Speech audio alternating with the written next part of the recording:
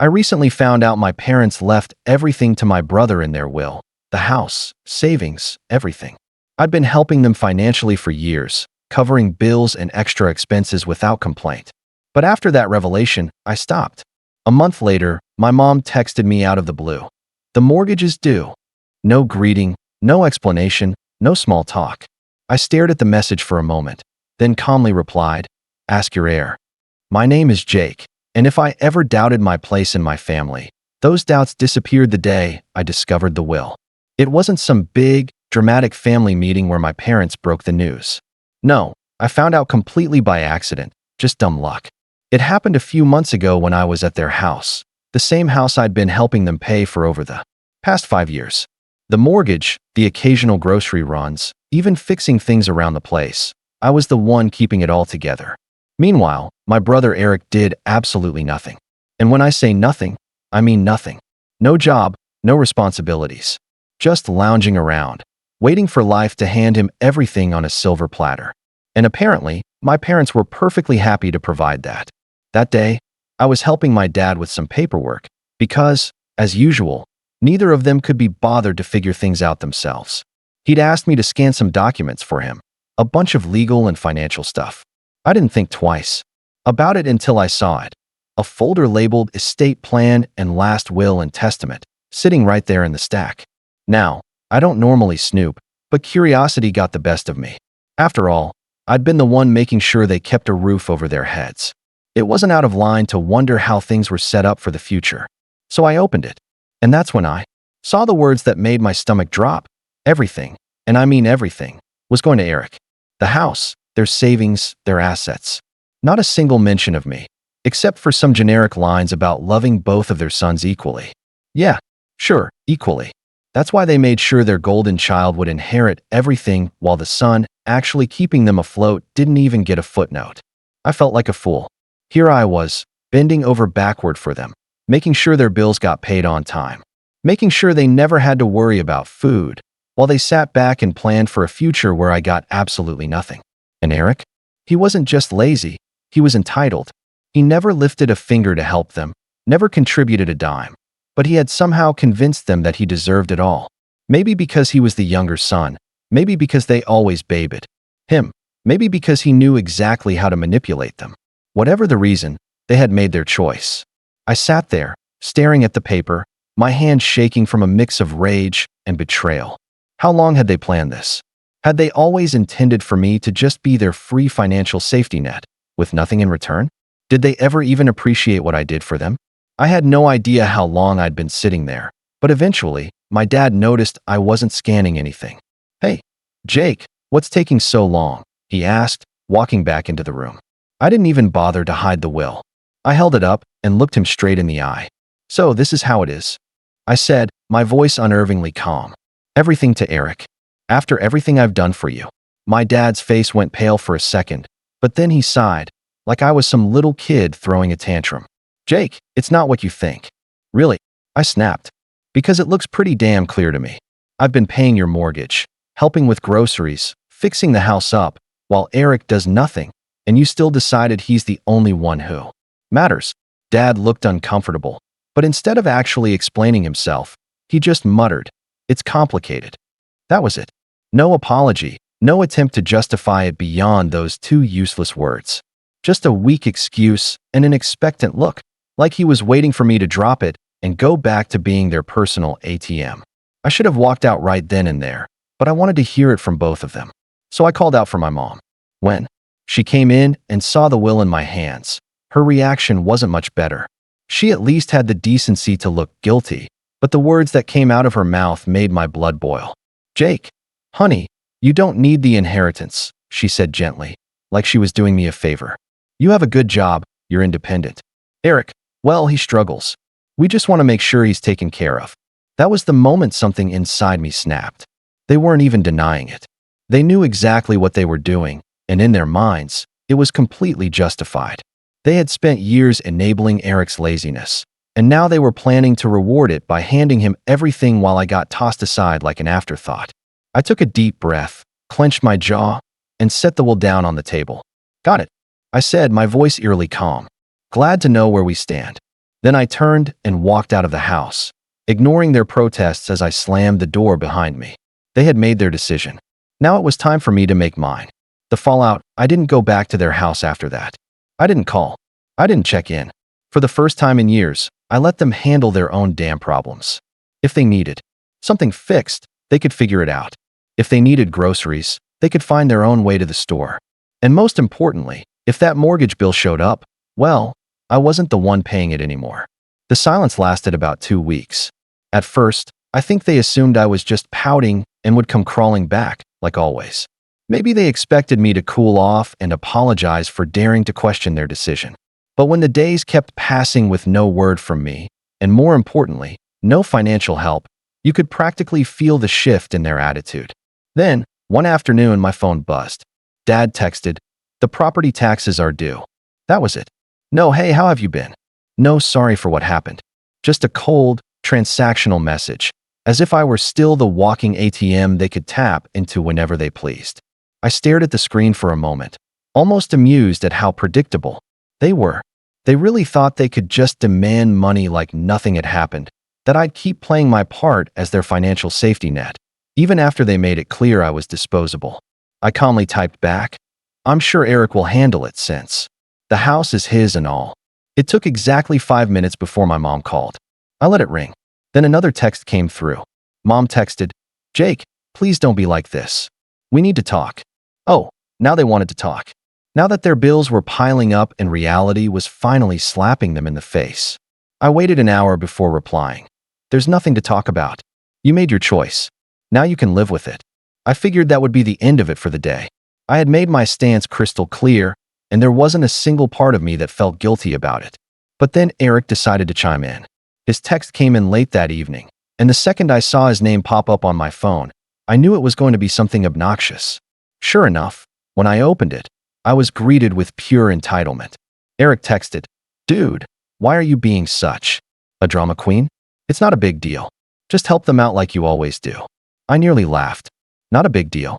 He was really acting like I had no right to be mad about this. I typed back, "No, I think you've got it covered since you're the favorite." And all. Eric texted, "Oh my God, are you seriously mad about the will? Grow up. Man, it's just money." Oh, now it was just money. Now that it was his to inherit, it suddenly didn't matter. The hypocrisy was astounding. I shot back, "Then you won't mind using some of that money to pay for the mortgage, right?" Silence.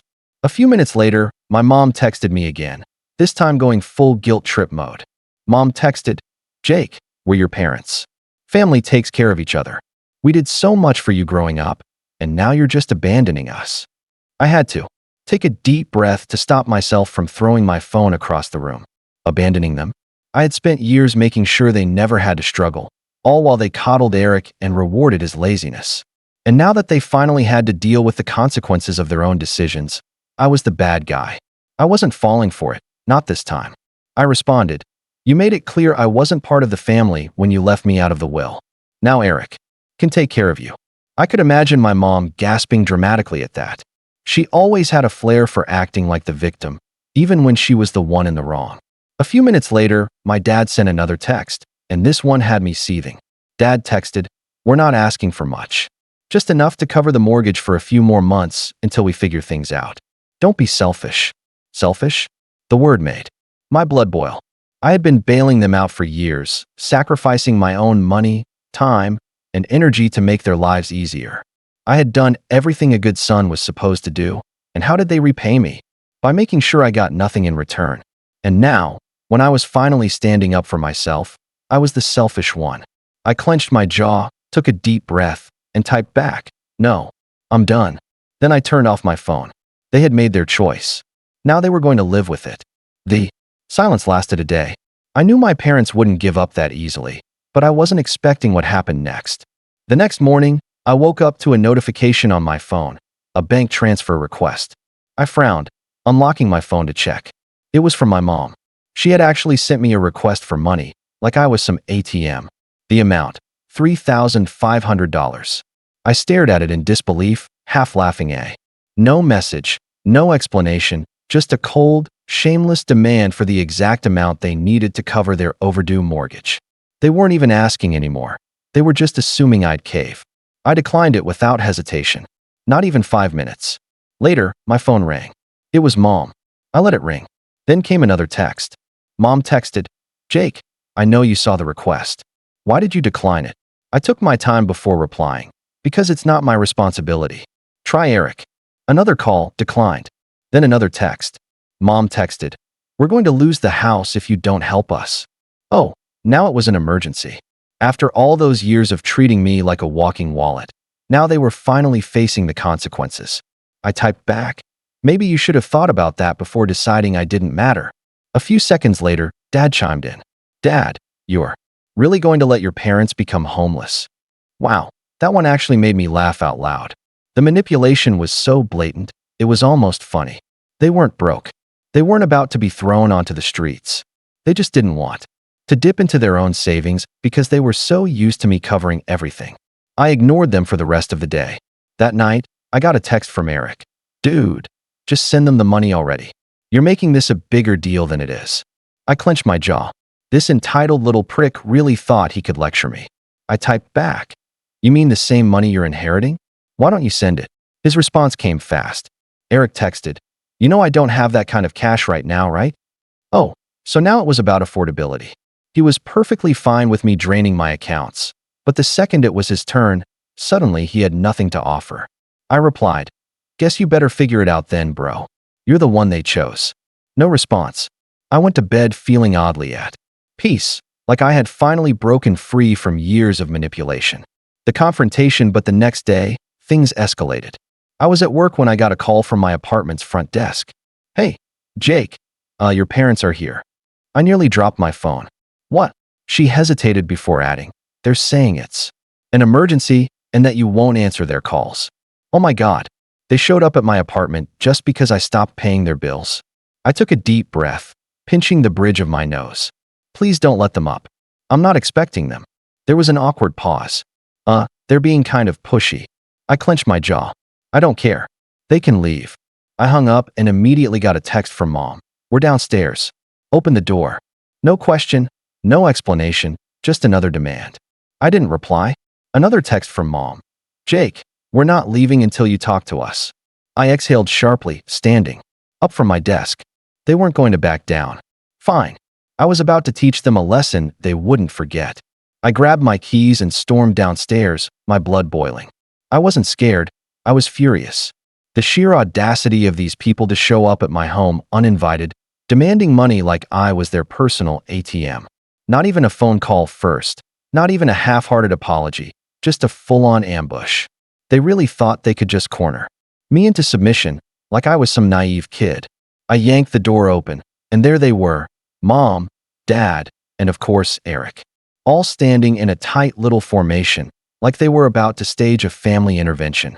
Mom had her arms crossed. Her classic, disappointed mother, look locked and loaded. Dad was standing stiff, hands in his pockets, his expression a mix of frustration and entitlement, like he couldn't believe I was actually making him do this in person. And Eric, the little leech, had the nerve to look bored, like this whole situation was just mildly inconvenient for him, like he wasn't the reason any of this was happening. The moment Mom saw me, she went full theatrics. "Jake, finally, we need to talk." I leaned against the door frame, arms crossed. "No, you need to leave." She blinked, as if she physically couldn't comprehend what I just said. "Excuse me. You heard me." My voice was calm, controlled, but firm. "You don't get to just show up at my apartment demanding money. That's insane." Dad let out a sharp scoff. "Are you really going to let us lose the house over a petty grudge?" I let out a cold laugh. "Petty grudge? Oh, you mean the one where you decided I was good enough to pay your bills, but not good enough to be in your will? That grudge." Mom gasped, clutching her chest like I had just slapped her. "Jake, that's not fair. We only did what we thought was best for the family." I tilted my head. "Best for the family? You mean best for Eric? Just say it." Silence. A long, heavy silence. Eric, who had been weirdly quiet up until now, finally spoke up. "Look, man, I don't even want to be involved in this. I didn't ask for anything." I turned to him, finally letting loose. "No, you just sit back and take everything that's handed to you. You're 28 years old, Eric. Get a damn job." His face turned red. Dude, what the hell? I took a step closer. You heard me. You want to inherit the house. Start acting like a homeowner. You want to be the golden child. Start paying their damn bills. I'm done being your personal bank. Eric looked away, suddenly very interested in the pavement. Mom took a deep breath, recalibrating her guilt trip. Jake, he's your brother. I nodded. Yep. And I've supported him longer than you ever have. Dad's face darkened. You're being selfish. I laughed, a real, genuine laugh. Oh, that's rich, coming from you. I gestured. Between them, you two decided that Eric deserved everything and I deserved nothing. And now that it's time to pay the price for that choice, you're trying to manipulate me into fixing it for you? Not happening. Mom's voice sharpened. We thought you'd be mature about this. I raised an eyebrow. Mature? You mean quietly accept that I was betrayed and keep paying your bills? Because let's be real, that's what you wanted. Dad stepped forward, trying to loom over me like he used to when I was a kid. Jake, we raised you. We fed you, clothed you, gave you everything. The least you can do is help us now. I looked him dead in the eye. I already did. For years. And you repaid me by cutting me out. Mom's lip trembled. We thought you'd understand. I exhaled, shaking my head. Oh, I understand perfectly. I understand that I was never family to you. Just a paycheck. Silence again. A suffocating, undeniable silence. I turned to Eric, who was still pretending to be invisible. And you? What's your excuse? You had years to grow up, to get your life together, to contribute, but you didn't. Because you knew they'd take care of you. And when they're gone, you just expected me to step in, huh? Eric finally snapped. What do you want me to say, man? I didn't ask for this. I nodded slowly. Right? You didn't ask. You just benefited. His mouth opened, then closed. Nothing. He had nothing. Mom tried one last guilt trip. Jake, we're family. Family takes care of each other. I stared at her for a long moment before answering. Exactly. So why didn't you take care of me? She froze. No words. No comeback. Nothing. I let out a slow breath, feeling lighter than I had in years. We're done here. I turned and walked back inside, closing the door behind me. Before I even made it back to my couch, my phone buzzed. A new text from Dad. Wow. After everything we've done for you, you're really going to abandon us? I smirked, typing back. No, you abandoned me. I'm just finally accepting it. I hit send. Then I blocked their numbers. Moving on, but I had no idea that blocking them was only going to make things worse. It didn't take long for things to spiral out of control. Less than a day after I blocked them, I started seeing posts on Facebook. My parents had never been the most tech-savvy, but they sure knew how to air their grievances online, especially when they were feeling self-righteous. At first, I thought it was just my parents being dramatic. I mean, that was their go-to move, airing out family drama for everyone to see. But the longer I scrolled through their feeds, the more I realized this wasn't just about me not helping with bills anymore. The posts were disguised as family love, but they were thinly veiled shots at me. Mom had posted something about how she didn't raise her son to be so selfish, and how true family helps each other no matter what. A few of her friends commented along the lines of how I was a disappointment and so out of touch with what really matters. Then Dad chimed in with his own post. So-called fam should never turn their back when you need them most. We gave everything to our children, and this is how we're repaid. My son, who should be helping us in our golden years, has chosen to abandon us. He tagged me, adding a passive-aggressive, I hope you're happy at the end of it. But the real kicker came from Eric. I should have known he'd get in on the drama. He shared a post that was brimming with falsehoods. Some people think that family is just about money. They don't understand that family is about love and sacrifice. I'd do anything for my parents, but some people just don't get that. They're too wrapped up in themselves to realize that true love is about helping those who raised you. He even threw in a disguised jab at me. I wish some people could learn what it really means to be family. I love my parents, and I'm grateful for everything they've done. That was it. That was my breaking point. I sat there, staring at the screen in disbelief. How had it gotten to this point? They turned this entire situation around, made me the villain. The selfish son who wasn't willing to support his sacrificial parents. The son who didn't appreciate all the love they gave me over the years. How could they? I had always been the one who worked hard, the one who contributed, the one who never complained. I had to swallow the fact that somehow they had convinced themselves they were in the right, and now they were telling everyone that I was the problem. I didn't want to react immediately. I took a step back, collected my thoughts, and waited for a few hours. I wanted to make sure I didn't just rush into something out of anger. But the more I thought about it, the more I realized that I couldn't let them get away with this. If they were going to drag my name through the mud, I was going to set the record straight. So I pulled out my phone and I started typing. I opened my own Facebook account, the one I kept for close friends and real family, and I posted a lengthy update. I wasn't interested in playing their game. I didn't want to get bogged down in petty back and forths. What I wanted to do was tell the truth. Here's what I wrote. I know I've been quiet for the past couple of days, but I can't stay quiet any longer. My family has been sharing a lot of things online about me that are simply not true. They've portrayed me as the villain, the selfish one who refuses to help my parents in their time of need. I'm here to set the record straight. I've always helped my family. From the moment I could get a job, I've been the one helping with bills, paying for groceries, and supporting them in every way I could. But there comes a point where you can't keep giving without being respected. Over the years, I've watched my parents favor Eric, giving him everything: the house, the money, the attention. Meanwhile, I was expected to just keep giving without ever being considered as equal. I'm sure some of you might be reading this and thinking, well, that's just how family works. But here's the truth. Family should be a two-way street.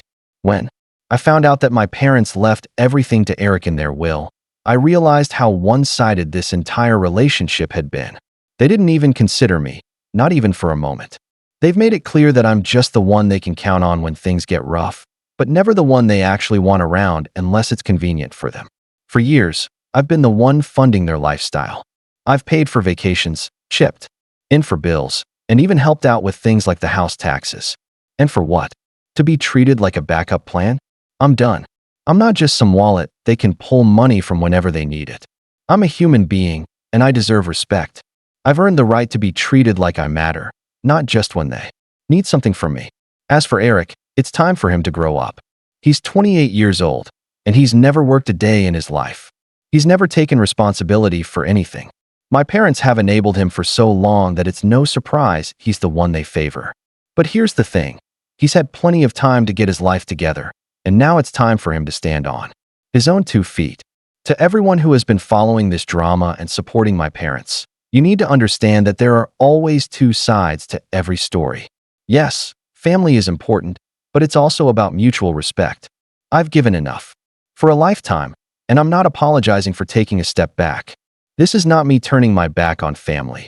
This is me finally choosing myself. And to my parents, I wish you the best, but I am done being your doormat. I hit post, and instantly, I felt a sense of relief. For the first time in my life, I was telling the world the truth about my family, about how they had taken advantage of me for years, how they had always expected me to be the one to save them without ever once thinking about what I needed. I wasn't going to let their narrative control my life anymore. The reactions were instant. Some people I hadn't talked to in years came forward to express their support. A few of my cousins, friends of my parents, even some distant relatives, liked the post, sending me private messages telling me they were sorry for what I had been through. It felt so freeing to finally have the truth out there, not be trapped under guilt trips and manipulative behavior. But then came the backlash. My parents and Eric went ballistic. Eric messaged me, "You're a traitor. You really had to air all our business out like this. You have no respect for family." Dad called me, practically yelling into the phone, "You've ruined everything, Jake. You'll regret this. You'll regret cutting us off. You'll regret turning your back on your own family."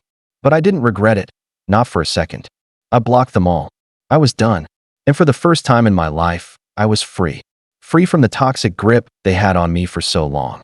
As the days passed, I could feel the weight lifting off my shoulders. I was done with being treated as less than. I was done with being the one who was always expected to fix everyone else's problems. And now I finally had the freedom to live my own life on my terms. So no, I don't feel bad for cutting them off. I deserve better. I still do. And from now on, I'm choosing to surround myself with people who appreciate me for who I am, not for what I can give them. It's time for me to move forward for good, and I will.